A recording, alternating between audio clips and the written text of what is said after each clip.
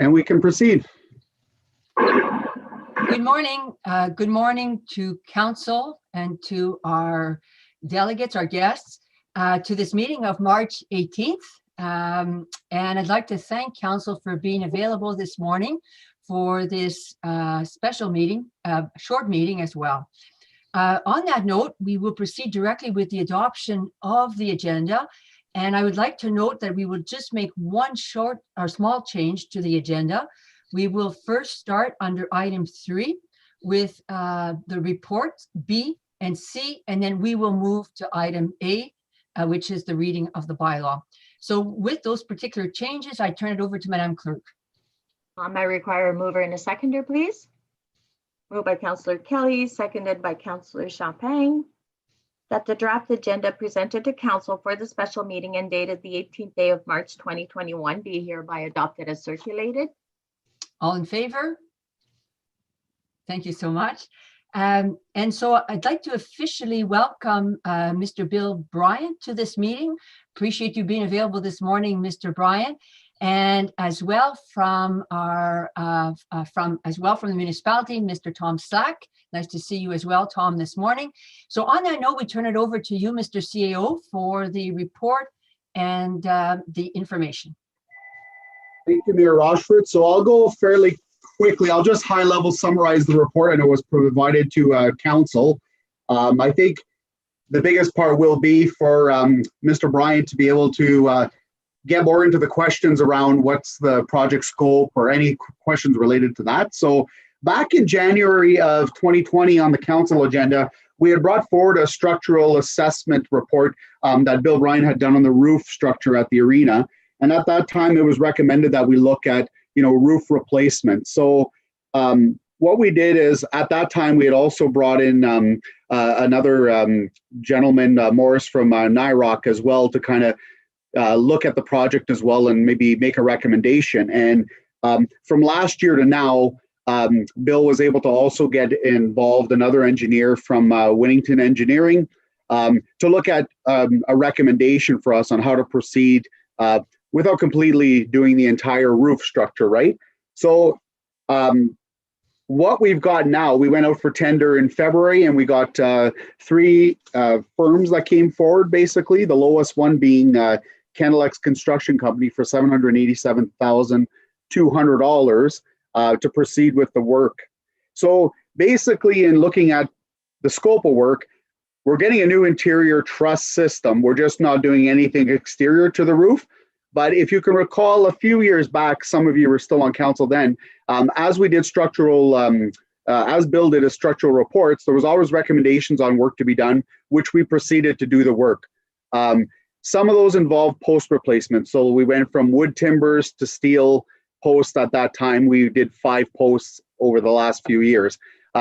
With this project, we're looking at replacing the rest of the posts from timbers to steel posts, and then also redoing the truss system. What we are leaving in place is the current glulam beams, but they're being preserved, basically.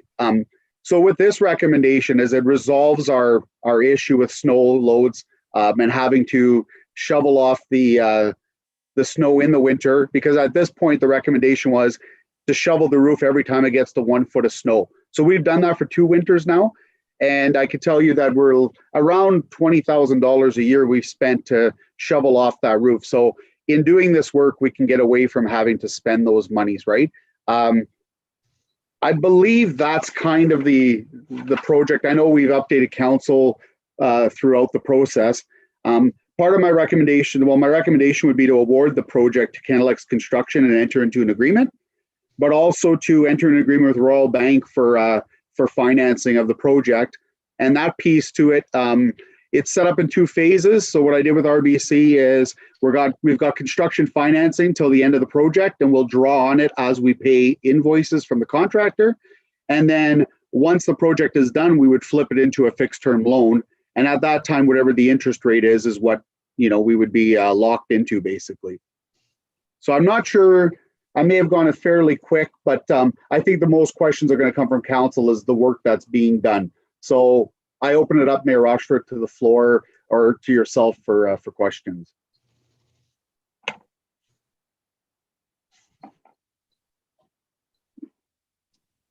Thank you, Mr. CEO, for that report. And so, as he mentioned, we open the floor up for questions. I know Mr. Bryant is available, and I see Councillor Champagne has his hand up. Councillor Champagne. What's the timeline here, Bill, that this is as far as for reopening for minor hockey and that? What's the timeline? Well, hopefully we're going to be into next season. We'll be open. So, okay. Tom, what's the date that you're looking for? Tom, you're on mute. Yeah.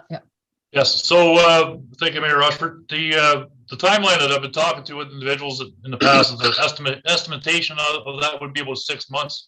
So, I mean, obviously starting as soon as we can to get us into September. Normal, that Labor Day weekend is the typical startup for minor hockey. Last year we started up a little later. Of course, under the current conditions, we're not sure really what that's going to show. But it's looking like right now we're probably talking about into mid-September right now that the facility will be ready to go. I guess the other part of that question is if it's awarded today, they could start any time. Is this what I'm getting? As far as what candlex is for start time? That's correct. So as soon as council passes the resolution, we can notify the contractor that they can proceed. I understand with them, the first step is to likely produce a construction schedule, because that was one component that we were looking to get by March 15th, but the expectation was that this report would have been passed by then. But then as well, they can go ahead and start ordering materials and get the project going. Bill, another part question, those beams that you're changing now, are those the same beams that one time somebody else had come in besides you and decided to paint all those beams? Is that the same beams we're changing? The post, you mean? Yeah. I don't know who painted the posts, but somebody did. But Yeah. The steel posts will last one heck of a lot longer, that's for sure. Yeah, I think what happened, I think there was one time that we, or I guess we as council, wasn't me, but we decided to go with another engineering firm to do the some site work, and they decided to paint the beams because it would look nicer, but I think it made a mess more than anything else. Yes. Yeah. If part of this contract is to clean off the remaining timber pieces, which is the glue lambs, and put a proper sealant on them. That's part of the project, and all of the new timber materials will also be sealed as they're being installed. Okay, no, that's all I have. Those were good questions, Councillor Champagne. Thank you. Councillor Kelly? Bill, I'm just curious, the state of the walls and the roof itself, are we just putting, is this going to be a bandage that we have to keep doing, do you think? Not on what you're doing, obviously not, because you said it's extended, but how about the roof itself? Is it in good shape? As far as everything that I've seen over the years, the roof is in excellent condition. Great, that's super. So this is going to extend us for another probably 10, 15 years, hopefully? Long before we're alive. Well, that means 30, 40 years. well, there you go. Yeah. Has age gone metric? I'm kind of glad that Bill has insurance and we can put that down in writing. That's right.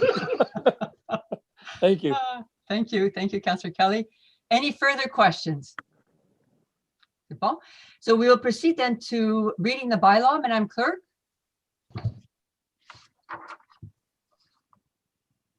We will do the resolution approving the report first.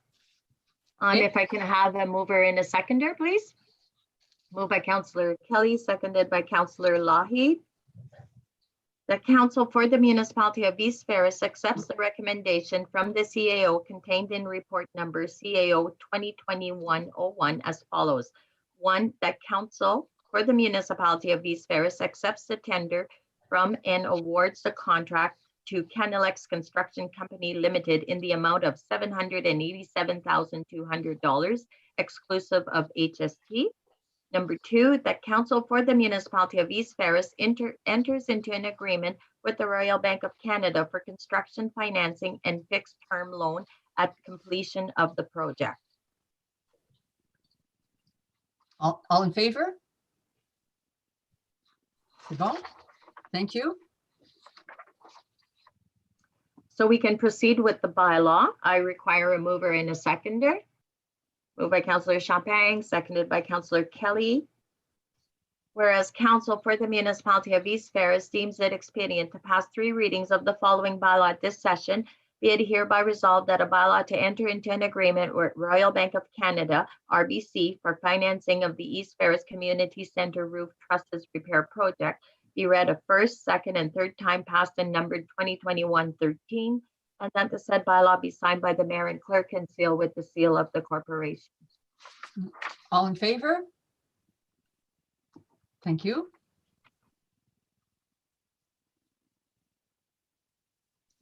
And so that concludes our item 3.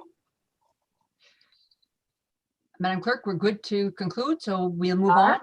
So on that note, thank you very much, Mr. Bryant, and thank you, Mr. Slack, for being available this morning.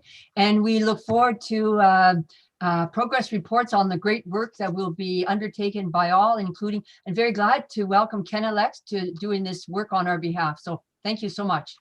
Thanks, Bill. I'll So be council leaving would- now. Thanks, I'll be Tom. leaving now. Is it possible to get a copy of that resolution?